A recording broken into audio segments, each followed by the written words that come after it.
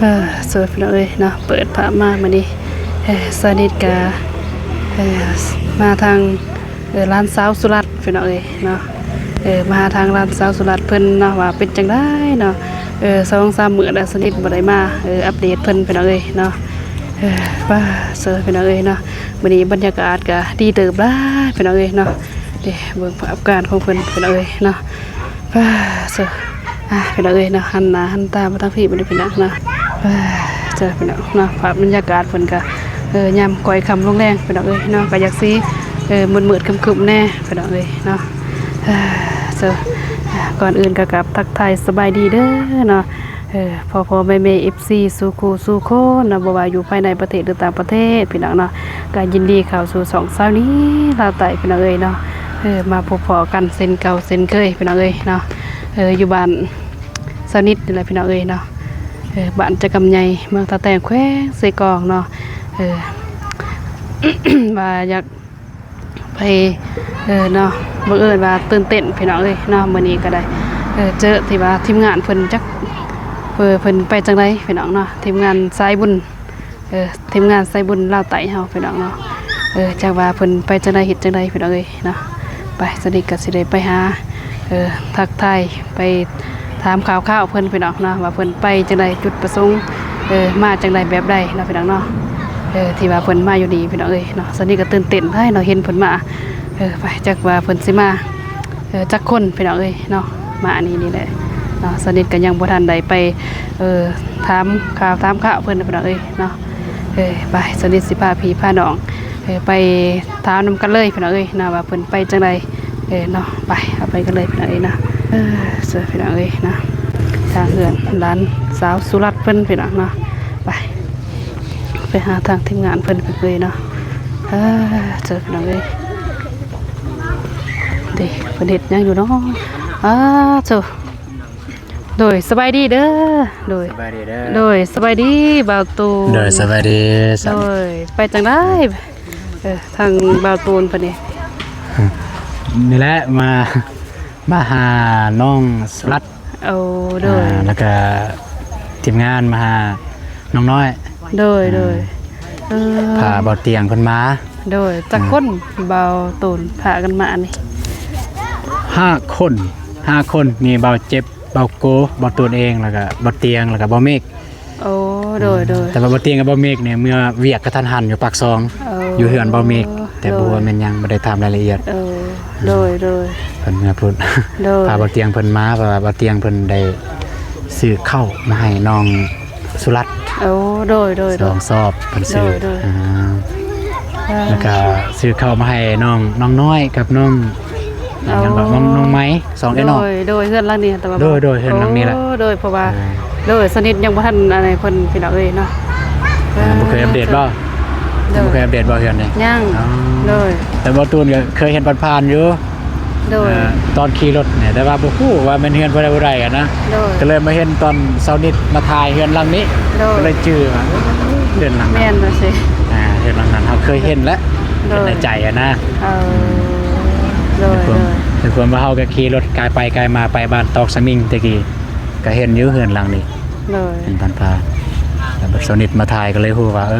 เฮือนน้องสุรัตน์โดยแม่นเพราะว่าสนิทก็ได้มาอัปเดตเพิ่นเด้ได้มาอันนี้เพิ่นทางน้องสุรัตน์เพิ่นนั่นแหละแบบครอบครัวเพิ่นก็คือเห็นนำกันแหละประตูเลยเลยทางเบาโก้เพิ่นก็กำลังถ่ายทำอยู่เพิ่นก็ยังติดธุระอยู่พี่น้องเนาะจะได้จังอย่างไปถามทีมงานเพิ่นต่อไปเนาะโดยสามารถถามได้ถามยังก็ถามเพิ่นมายังเลยเนาะซานี่ก็ลืมถามพี่น้องเอ้ยเนาะบ่าวตูนเพิ่นเนาะลืมถามยังได้เพิ่นว่ามาหาคนเนาะเพิ่นว่าโดยซานี่เว้นน้องบ้องเพิ่นเด้มานำอยู่บ่โอ้น้องบ้องบ่ได้มามันไกลต้นน้องเพิ่นค่าเวียกอยู่บ้านโดยคันถามว่าให้น้องเพิ่นมาได้บ่น้องเพิ่นก็มาได้โดยความว่าน้องเพิ่นก็เก่งใจแน่แล้วก็มาแต่ถ้ามาเวลาของน้องน่ะมันได้บ่มันบ่ได้โดยเพราะว่าใกล้เติบเนาะแม่นแต่บ้านนี้ไปท าแต่น่ะก็10ไปกว่าลักแล้วได้บาตูนเลยสนิทก็เคยไปอยู่เนาะขี่แต่บ้านนี่ฮอดท่าแต่งเฮานี่10ไปกว่าลักขี่จากท่าแต่งไปหาบ้านน้องบ้องเพิ่นมื้อนั้นเด้สนิทไปเนาะพี่น้องรับเศร้ากว่าลักพุ่นได้งานเกือบ20กว่าลักคั่นแหละ เลยถ้าว่าน้องมาได้น้องก็มาได้แต่ว่าก็ต้นน้องเพิ่นอยู่เลยบ่มีคนเฮ็ดเวียกอยู่เฮือนเลยแม่นเด้พี่น้องเอ้ยเนาะเพราะว่าน้องสาวเพิ่นก็ค่าทางนั้นเนาะบ่ตูนเลยมีแต่บ่าวตูนกับทีมงานเพิ่นเนาะแม่นมากับทีมงานมื้อนี้เดี๋ยวมื้อหน้าก่อนสิพามายามเด้อสิพาน้องบองมายามมาเล่นเฮือนเฮือนอยู่ไสก่อนเฮือนย่างไปทางอันนี้ก็ได้อยู่นี่บ่ที่เฮือนเบาหนงบ่แม่นใกล้กันนั่นแหละใกล้กันเลยแม่นเนาะเดี๋ยวมื้อหน้าก่อนถ้ามาอีกก็สิพาน้องบองมาเพื่อนเบาน้องทัดลงมากกับเพื่อนสาวนุน่าแมนสาวนุน่าแฟมิลี่เพิ่นกระทายยูทูบกันแมนเพิ่นกระทายสาวนุน่าแฟมิลี่เลยแล้วก็เพื่อนแมนไปกันเลยลืมถามเนี่ยสาวนิดกับเบาหนงเนี่ยเป็นอย่างกันน้องกันบ่แมนน้องกันแบบพอของบ่าวอนุ่งเพิ่นเนาะพอของบ่าวอนุ่งเป็นไอของแม่สนิทก็คือลูกอ้ายลูกน้องแม่นโดยแม่นบ่ตูนถามก็ดีแต่เนาะเพราะว่า FC เพิ่นก็เคยถามสนิทได้แม่นโดยอันนี้ก็ยังว่าอยากฮู้คือกันถึงถามโดยเพราะว่า FC เพิ่นก็ถามมาเพิ่นว่าเพิ่นว่าสนิทเพิ่นว่าสนิทกับบ่าวอนุ่งเป็นหยังกันเพิ่นว่าแบบไอ้น้องแบบใดเพิ่นว่าเนาะเพิ่นถามสนิทก็ว่าก็แบบว่าพอของบ่าวอนุ่งเป็นอ้ายของ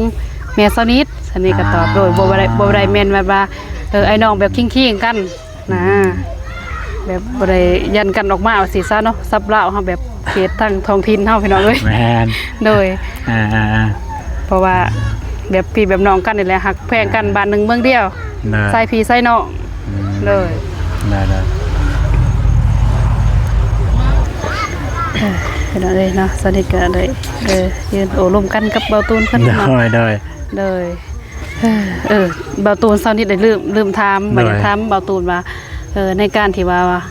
เวลาเฮาลงคลิปนะเฮาวางโฆษณาแบบอันนี้นี่เฮาสิจังได๋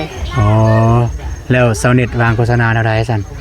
สนิทก็บ่ทันได้เป็นว่างเด้บ่ทันได้เป็นว่างบ่เลยเบิ่งสิเบิ่งมีสัญญาณได้บ่เพราะว่าลงแต่ละคลิปมันบางคลิปก็บางทีก็บ่าวสายเพิ่นมานี่ให้นะเพิ่นโอเคก็ซั่นก็ประมาณแบบนี้แต่อย่างเอ่ยเขาเนี่ยเนาะกด Google Chrome เด้อ Google Chrome ให้กับพิมพ์คำว่า YouTube Studio ก็ตัวนี้แหละของน้องนี่มีแล้วพิมพ์อันนี้แบบนี้แล้วก็แต่ข้างสินี่เขาอันนี้ผิวหน้าแล้วก็ตัวนี้นี่แล้วก็เข้านี่วิดีโอนี่วิดีโอนี่นี่แต่ใส่วิดีโอถ้าเขามีวิดีโอใหม่วิดีโอที่เขายังไม่ทันได้วางมันจะมีอยู่เทิงนี้แต่นี่ของน้องแบบปิดเปิดโดยของน้องนี่มีเบิดแล้วอันนี้แหละเพิ่นเขียนใส่เปิดอันนี้เปิดแล้วแต่อยากเขาสิปิดมันจะออกเปิดปิดนี่นี่แหละสมมติเขาเปิดไปเรียบร้อยแล้วเขาก็ไปวางโฆษณาอยู่นี่อยู่ตัว S นี่บนนี้ก็ยังเสียนะนี่ข่าวมงตัว S ถือบ่แม่นก็คือเป็นเงินนะนี่จังซี่ถ้าดุนี่ก็ลบทิ่มตัวใดว่าเป็นสีแดงจังซี่ตัวสีแดงน่ะแปลว่าตัวสีแดงน่ะมันบ่สามารถโฆษณาบ่เข้าแน่นอนตัวสีแดงนี่ก็ลบทิ่มนี่แบบมันฟืดนะโฆษณาบ่อยากเข้ามันฟืดจังซี่ลบทิ่มนี่มันลายอยู่แดงของประตูนี่ก็ได้ลบทิ่มเลยนี่ประมาณนี้เพราะว่าสนิทลงคลิปแต่ละครั้งเนาะสนิทลงไปนี่บางทีก็โฆษณาแบบเพิ่นสิเพื่อเพิ่นสิตรวจสอบ2-3มื้อเพิ่นได้จังเด้งเขาไปใส่แล้วสิ่งสำคัญเนี่ยเวลาถ่ายบ่ให้ถ่ายเด็กน้อยปะเปื่อยบ่ว่าเด็กน้อยผู้ใหญ่เลยคันปะเปื่อยก็บ่ได้บ่ให้ถ่ายแล้วก็มีเสียงเพลง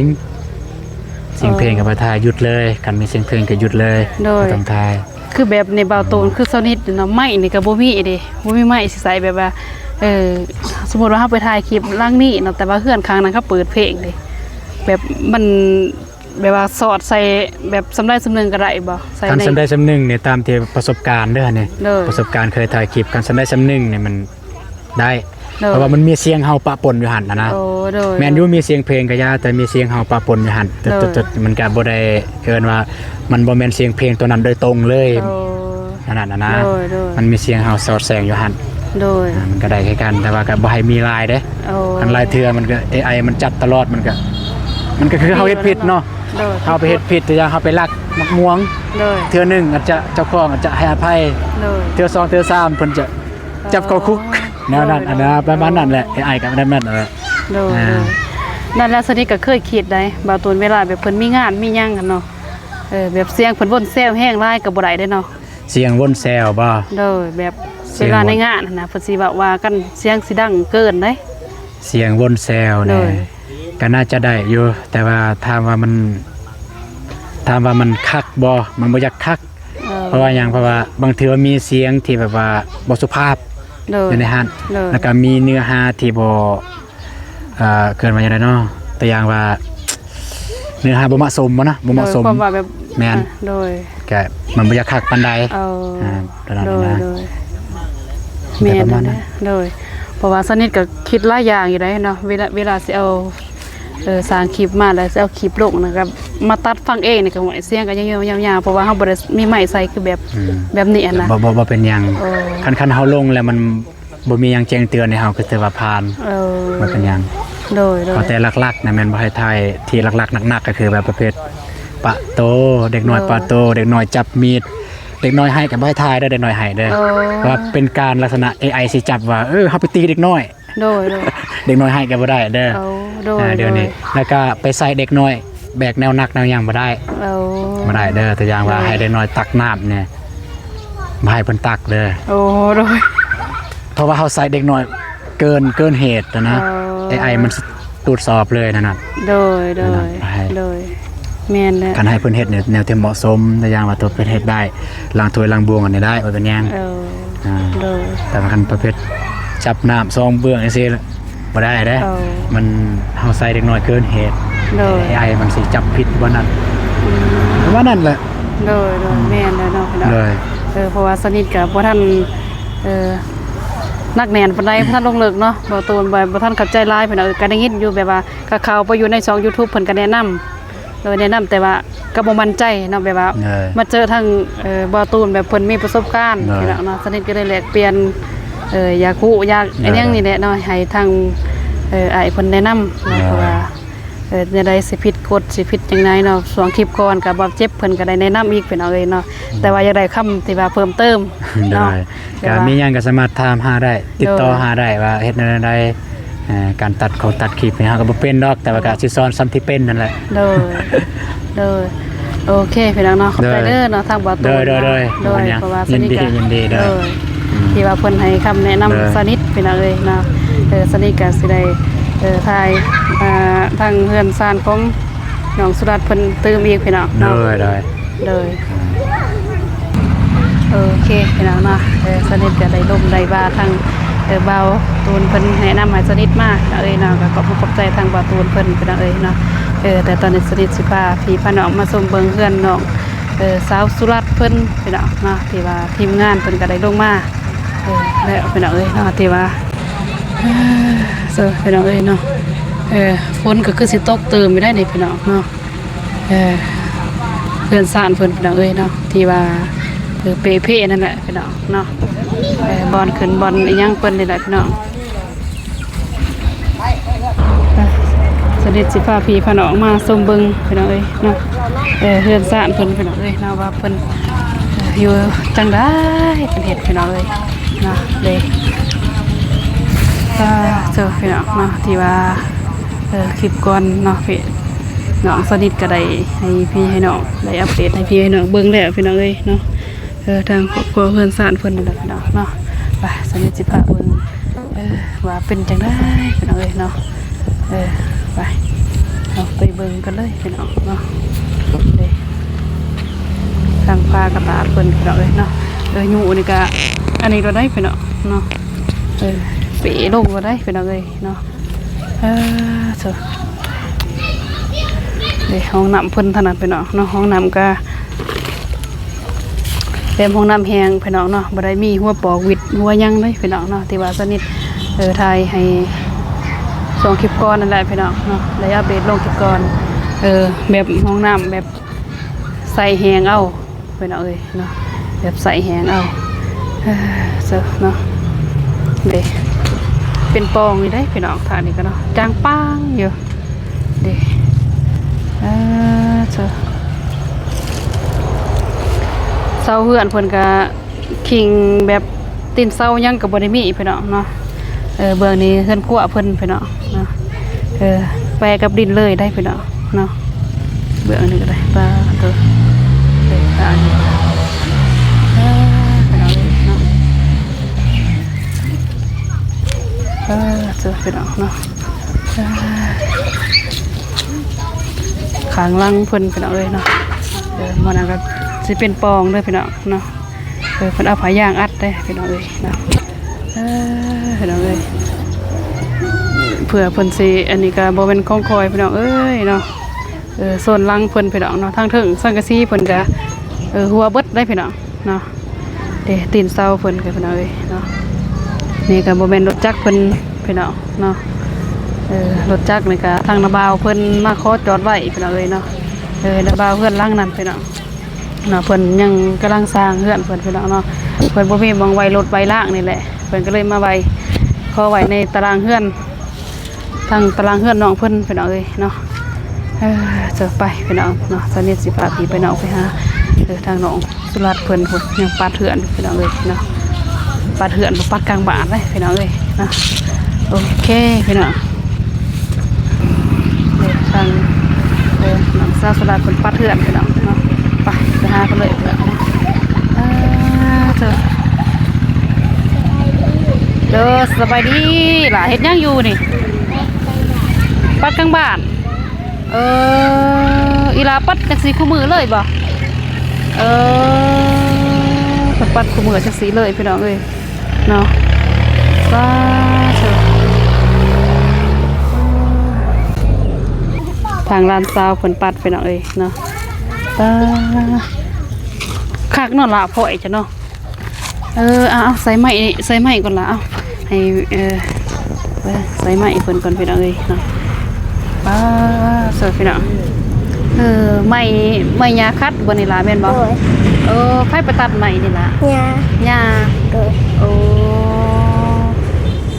เพิ่นไปตัดให้พี่น้องเอ้ยเนาะน้าสาวสิถามหลานว่าเด้อน้าสาวสิถามว่าน้าสาวเบิ่งในคลิปที่ว่าทีมงานสายบุญลาวไต่เฮามาซอยเนาะ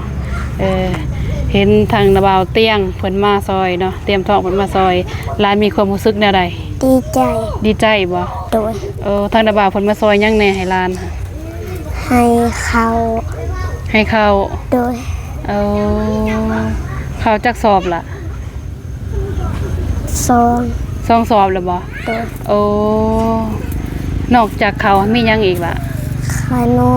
ขนมโดยขนมแล้วยังอีกมีโดย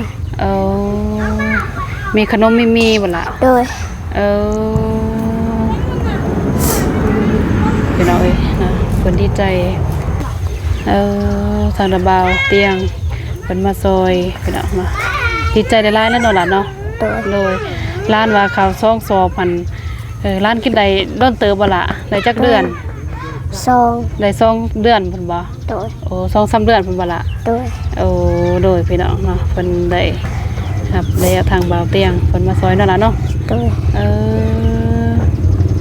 ดีใจบ่ล่ะได้กินมีฮะดีใจแซ่บบ่มีฮะนอกจากมีร้านอยากกินหยังอีก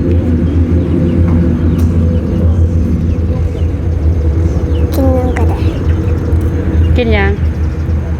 ถือว่าแบบแซ่บๆร้านอยากกินหยังไก่อยากกินไก่อยากกินไก่พี่น้องเอ้ยเนาะนอกจากมีนาบาวเตียงเพิ่นมาซอยแล้วอยากกินไก่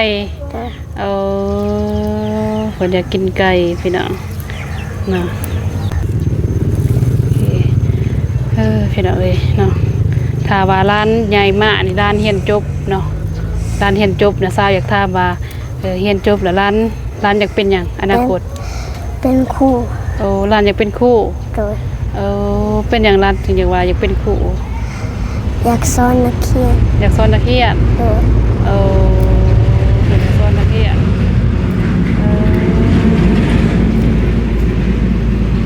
อย่างอื่นร้านก็บ่อยากเป็นบ่ บ่ ตำรวจซั่นก็บ่อยากเป็นบ่ บ่ แพทย์ก็บ่อยากเป็น บ่ ร้านอยากเป็นตะครู่ โดย พี่น้องเอ้ยเนาะสู้ร้านหน่อยเพิ่นว่าอยากเป็นครูพี่น้องเอ้ยเนาะเรียนจบมาใหญ่มาแล้วอยากเป็นครูเพิ่นว่าช่วยพี่น้องเอ้ยเนาะดีใจบ่เห็นแต่บ่าวเตียงทองเพิ่นมาซอยร้านกันจังซี่ ดีใจ ดีใจ โดย ร้านมีความรู้สึกดีใจร้านนั่นล่ะเนาะ โดย โดยร้านอยากขอบใจแต่บ่าวเตียงทองเพิ่นจังได๋ล่ะที่ว่าเพิ่นมาซอยเรือร้านในครั้งนี้ ร้านขอบใจเด้อนาบาวเทียงทองที่ช่วยร้านขออวยพรให้นาบาวเตียงทองจงมีสุขภาพแข็งแรงความเจ็บจะสิได้ความไข่อย่าสิมีสาธุ สู้พี่น้องเอ้ยเนาะจากใจหรือบ่นี่ล่ะ โดย จากใจโลดพี่น้องเอ้ยเนาะน้องสลัดเพิ่นขอบใจทางนาบ่าวเตียงทองเนาะที่ว่าเพิ่นมาซอยเรือร้านในครั้งนี้เพิ่นว่าพี่น้องเอ้ยเนาะมีความรู้สึกดีใจหลายเพิ่นว่าเจอพี่น้องเอ้ยเนาะตอนนี้ก็ค่ำมืดแล้วเด้อหลาเด้อเช้าก็สิได้กลับก่อนเด้อเพราะว่าทางทีมงานเพิ่นก็พักผ่อนนั่นล่ะเนาะ โดย โดยมื้อหน้านะสาวสิมาหาร้านใหม่เด้อล่ะเด้อ โดย เลยโอเคพี่น้องเอ้ยเนาะสวัสดีมาถามทางน้องสุรัตน์เพิ่นมาเพิ่นก็ดีอกดีใจเพิ่นว่าพี่น้องเอ้ยเนาะนี่ก็ขามือตื้อตาแล้วพี่น้องเอ้ยเนาะสวัสดีสิยางไปหาทางทีมงานเนาะพี่น้องเนาะทางบ่าวโกบ่าวเจ็บพี่น้องเอ้ยเนาะเพิ่นอยู่กับน้องๆทางนั้นแหละพี่น้องเอ้ยเนาะว่าเพิ่นเฮ็ดหยังอยู่ในหันพี่น้องเอ้ยเนาะออกมาจากร้านสาวสุรัตน์กันพี่น้องเนาะเจอพี่น้องเอ้ยยังคนเขียวอยู่พี่น้องเนาะสนิทว่าสิมาหาเพิ่นเมื่อกี้ก็เพิ่นยังค่าติดธุระเนาะทางเบาโกเบาเจ็บเพิ่นก็พี่น้องเจ้าสบายดีเด้อเบาโกเลยสบายดีเบาเจ็บเบาตูนอีกครั้งโดยมาอีกครั้งพี่น้องเอ้ยเนาะทีมงานตัดคลิปอยู่ โดยตัดคลิปบ่บ่ตูนสัญญาณมีอยู่บ่ นี่ แห้งเลย โดยแห้งบ่ บ่แห้ง โดยพี่น้องเอ้ยเนาะทีมงานสายบุญลาวไต่เนาะบ่ตูนเอ้าไม่บ่ตูนเจอพี่น้องเอ้ย ได้นะ ซื้อไม้ป่ะ บ่ยืมไม้ของบ่ตูนเพิ่น นี่แหละมานั่งลิ้น นี่พอไม้นำประตู โดย นำประตูมีไม้ช่องอัน มีแต่ว่ามันใส่บ่ได้แล้วนะ เห็นบ่ หรือว่าให้ยืม เลย ว่าให้ยืมให้ยืม เลยบ่มีไม้เด้ไปอัดคลิปแต่ละบอนก็เสียงนี่ก็บ่ว่าแล้วบุกวากเลยเห็นแหละเลยเฮ็ดหยังอยู่บ่โกค่ะ นั่งตัดคลิป เลย เบากูก่อนเบาตูนตัดคลิป เด้อ รวมกับเบากูก่อน โดยเป็นจะได้บ่โกความรู้สึกมาหาทางน้องๆเพิ่นนี่ โอ้ยก็มานำกับบ่าวเตียงแล้วก็เอาเขามาให้น้องเพิ่นเขาทางแม่พุทธวันเพิ่น โดย ทะวันแล้วก็พอดาลวอนเพิ่นฝากแล้วก็เงินที่เหลือก็แม่นเอาไปซื้อแนวอยู่ในไส้น่ะ โดย เครื่องใช้ชีวิตประจำวัน โดย มาหากามาวันนี้ โดยโอ้ หากามาครั้งแรก โอ้โดย เจ้าหานามาครั้งแรกวันนี้ นี่บ่2-3ครั้งแล้วมา เห็นบ่ แม่น แต่บ่ได้ทาย แม่นแต่บ่ได้อัปเดตทางน้องเพิ่นเพราะว่าเพิ่น ได้ทายน้อง แม่ สลัด นโดยช่วงสนิทมาน้องเพิ่นบ่อยู่เพิ่นไปหารับจ้างอยู่ทำทางครอบครัวเพิ่นก็เนาะเลยสนิทบ่ได้อัปเดตเพิ่น อืม เชื่อ นึกก็มาอัปเดตนำกันมาซอยเรือเพิ่นคือกันนั่นแหละ โดย มาจอยเพราะว่าเพิ่นก็คือเทียนนั่นแหละพี่น้องเนาะเพิ่นก็ทุกแท้ทุกอีหลีนั่นแหละ โดย บึงยามฝนก็น่าจะหัว เพราะว่าในครอบครัวของน้องก็มีอยู่5คน โดย มี5คนน่ะมีเอื้อยมีแต่ลูกสาวเบิดน้องผู้ชายแต่ผู้เดียวผู้ชายก็มีแต่พอ โดย ปู่คนจางแล้วรักกันแม่นเอื้อยพี่น้องเอาเสียงลงหน่อยเพลงนี่วันนี้เบิด2ประจันแล้ว เด็ก มานี่มั้งนี่อยู่บนประตูนี่ก็ได้น้ำตูนเก๊กะ ไปพุ่น พี่น้องเอ้ยว้าเบาตุ้ เบิ น ดแล้วนี่มันนี่ โดยทางน้องสาวเพิ่นพี่น้องเอ้ยนะ เห็นอยู่บ่กอกเห็นบ่ โดย แจ้งอยู่บ่ โดย สบายดีไปลงไป โดยสบายดีเสือพี่น้อง มี2เอ้ยน้องนั่นแหละพี่น้อง ยังเคินกล่องอยู่ช่องก่อน โดยโดย มันจะคอยปรับปรุงมันจะสิคอยสอนเพิ่นนั่นแหละพี่น้องเนาะ โดย 2เอ้ยน้องเบิ่งใช่บอกชื่อนี่ชื่อหยัง ซื้อไหม ทำไมบัดนี้เด้ เสือน้องสาวไหม ซื้อหน่อย เสือหน่อยโอ้ บอกจักปีเอา 13 ปี สมัยนี่ 15 ปีสิเขา16เลย 16แล้วเบาตุ้นเบาโก้ใส่แต่เบาตูนเว้ยสนิทกันพิดตึกพี่น้องเอ้ยโอนเบาตูนนางข้างนั้น ยิ้มไปเปิดยิ้มบ่ฮู้ปีกทางนั้น โดยโอ้ลืมเบาเจ้าอีกพี่น้องเอ้ยป้าเธอเบาเจ็บผลยามานางไก่ทั้งผีกระไรเด้อเนาะแจ้ง จน กองแจ้ง คำจน บ่ หม ล่ะ ดได้เนาะได้ จังหวัดนำบ่เจ็บบ่มีแต่พวกอกหัก บ่ได้อกหัก แม่นบ่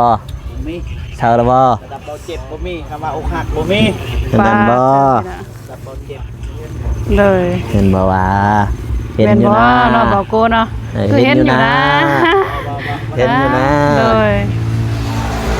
บ่ได้องหักก็ซ้ำใจซื่อๆว่าบอกโก จังซั่น โดย ความรอเบิด ว่าเถอะพี่น้อง ยอมรับความจริงซะ เลยเนาะบอกโกเป็น มาครั้งแรกบ่จะมาครั้งที่สอง เทื่อที่3ไปได้ สามแล้วบ่ เลยมาแล้วเนาะ โอ้เฮ็ด บ่มาอย่างนั้นบ้านเราอยู่นี่แห เล ละ ยเลย นี่แหละ รู้จักกันมั้ยโหอยู่บ่โหอยู่เดียวใกล้กัน บ้านเดียวกันแล้วว่าบ่ฮู้จักเนาะ พูด เลย เพื่อนอยู่เทิงและอันนี้บอล เลย สิไกลกับเพื่อน เด้ เรา จะเรา เนาะ ก็ไปซื้อเลขติ ว่าเขาสิซื้อเลขที่ตื่น เลย นอนว่า สังกะสีฟ้า ฟันสูงเนาะทางนั้นเนาะ เลย ฟันสูง ถื เนาะ อเด้คันบ่ถือกับเจ้ากัน เลย บ่เจอกับแม่กินเนาะโอ คง เค อยาก พี่น้องเอ้ยเนาะเพราะว่าเมื่อกี้ก็มืดแน่พี่น้องเนาะ เห็นอยู่บ่แจ้งอยู่บ่ ได้อยู่ ได้อยู่เนาะบ่ตูน วิวดีอยู่บ่ช่วงนี้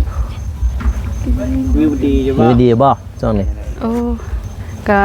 บ่ปานใด วันไหน โดย ผ่านแล้วบ่ผ่านกดแล้วบ่ ผ่านแล้วดิ ผ่านแล้ว โดยผ่านไปอีหลายเรื่องนะ กอกข้อมูลแล้ว โดย ไผกอก ได้แล้ว โดย เก็บแล้วถ้าผ่าน เก็บเรียนได้แล้วแต่บ่ทันได้เรียน ดีใจนำเด้อ โดย เดี๋ยวสู้ๆอ่ะ โดย คำแล้วพี่น้องเอ้ย โดย สิได้นอนนี่เด้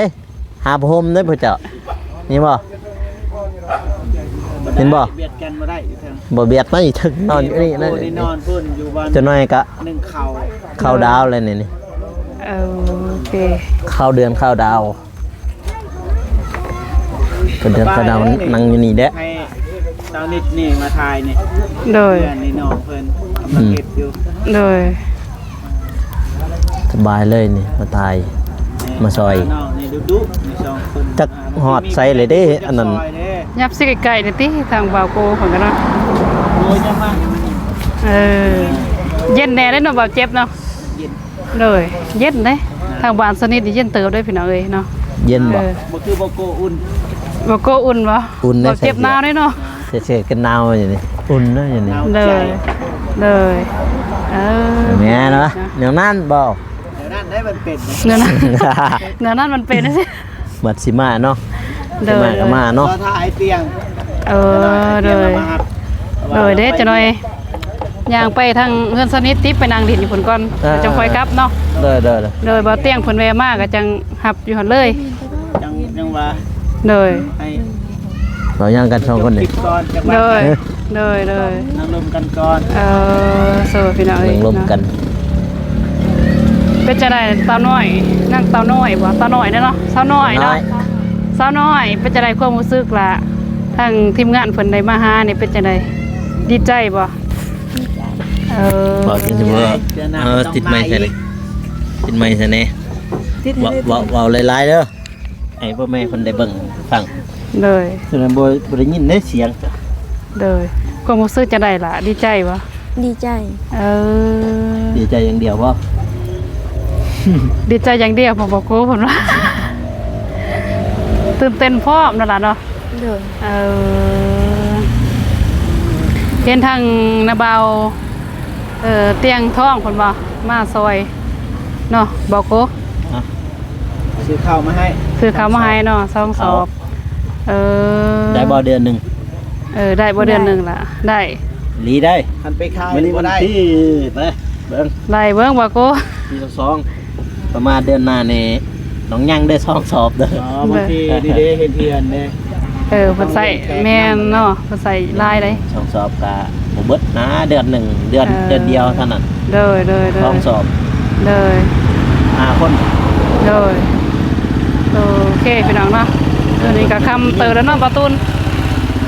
คำเลยพี่น้องเอ้ยเนาะ แจ้งว่าไง โดยก็อยากซิกแจงๆมืดๆนี่แหละพี่น้องเอ้ยเนาะสนิทกับสิพาทางทีมงานเพิ่นพี่น้องเนาะไปดินอยู่เฮือนสนิทพี่น้องเอ้ยเนาะถ้าทางบ่าวเตียงเพิ่นมาเนาะบ่าวเจ็บโดยช่วยพี่น้องเอ้ย เป็นอันสนิทบ่ แม่นไปทางนั้นเลยสบายดีอีกครั้งเนาะพี่น้องเนาะมือกองสนิทก็แม่นบ่าวตูนพี่น้องเอ้ยเนาะนี่ก็ค่ำมืดแล้วพี่น้องเนาะสิได้พาทางทีมงานเพิ่นไปลินทางเฮือนสนิทพี่น้องไปนั่งโอ้ร่วมกันแล้วเนาะบ่าวโก เด้อ โดยได้พามาทางเฮือนร้านสาวสุรัตน์พี่น้องแล้วก็น้องน้อยเนาะตอนนี้ก็ค่ำมืดแล้วเพิ่นรอท่าทางบ่าวเตียงเพิ่นมาแต่บ่ทันฮอดจักเทื่อพี่น้องเอ้ยเนาะไปพี่น้องเอ้ยเนาะก่อนสนิทสิจบคลิปก่อนอื่นก็ขอบคุณขอบใจเด้อเนาะพ่อๆแม่ๆ FC สู่คู่สู่คนเนาะบ่ว่าอยู่ภายในประเทศหรือต่างประเทศพี่น้องเนาะที่เป็นกำลังแรงใจให้สนิทตลอดมาเนาะขอให้พ่อๆแม่ๆจงมีสุขภาพแข็งแรงความเจ็บอย่าสุดใดความขายยาสุมีเนาะทำการงานก็ขอให้เฮงปังๆเนาะพี่น้องเนาะโอเคพี่น้องสำหรับคลิปนี้สนิทก็สิจบคลิปไปเพียงเท่านี้พี่น้องเอ้ยเนาะ